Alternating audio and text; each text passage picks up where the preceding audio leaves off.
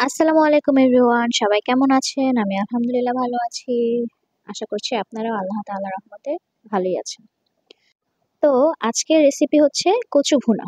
আমরা আজকে দেখব কচু ভুনা কিভাবে রান্না করা হয়। তো কচু ভুনার জন্য প্রথমে আমরা একটি হাঁড়িতে কচুগুলো নিয়ে নিব। মানে বলতে গেলে সিদ্ধ করে নেব একটু পানি দিয়ে। আমি হচ্ছে ২ বারে করব, কারণ হচ্ছে আমার কচু অনেকগুলো। প্রথম অনেক দেখা যায়, কিন্তু পরে হচ্ছে কমে যায়, চুপসে যায় কচুগুলো। তো আমি ২ বারে সিদ্ধ করে নিচ্ছি।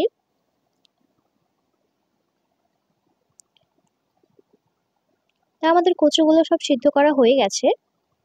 এরপর হচ্ছে আমরা এই কচুগুলোর পানি ছেঁকে নেব।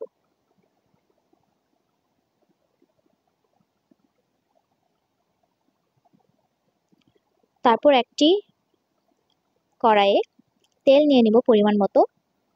তারপর এখানে পরিমাণ মতো পেঁয়াজ কুচি নিয়ে নিব, নিয়ে একটু হালকা নাড়া দিয়ে দিব। তারপর এর মধ্যে পরিমাণ মতো মরিচ কুচি দিয়ে দিব।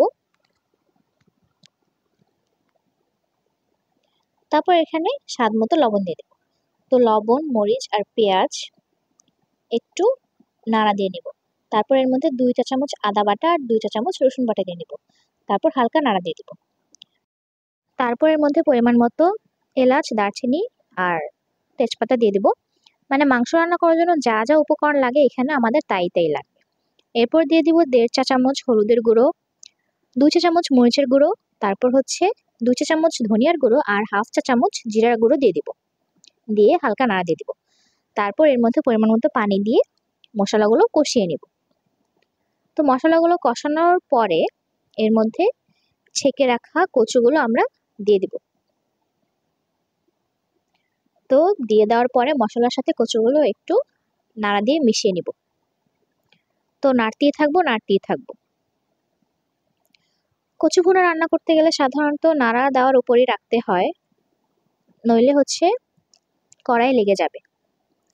আর নাড়া দিলে হচ্ছে একটু বেটার হয় আর কি, নাড়া দিতেই থাকতে হয়। কচু রান্না করতে গেলে নাড়াটা মানে সবসময় দিতেই হয়।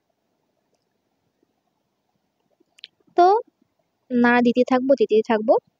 তো আমাদের কচুটা প্রায় হয়ে গেছে, প্রায় শেষের দিকে, এখনো হয়নি, মানে প্রায় শেষের দিকে। এই কচু ভুনা রান্না করতে গেলে প্রায় ৩০-৪০ মিনিট লাগে। ভিডিওতে তো অনেক কম সময় দেখানো হচ্ছে, কিন্তু অনেক টাইম লাগে। তো আমাদের কচুটা হয়ে গেছে প্রায় শেষই। এখন আমরা বাটিতে সার্ভ করে নেব। তো এই তো আমাদের ফাইনাল লুক কচু ভুনা। কচু ভুনা পার্সোনালি আমার কাছে অনেক বেশি ভালো লাগে। কচু ভুনা হলে আমি অনেকগুলো ভাত খেতে পারি একসাথে। তা আপনাদের কার কাছে কেমন লাগে কমেন্টে জানাবেন। আর সবাই আমার মার চ্যানেলটিকে সাবস্ক্রাইব করে দেবেন এবং লাইক শেয়ার তো অবশ্যই। আসসালামু আলাইকুম সবাইকে।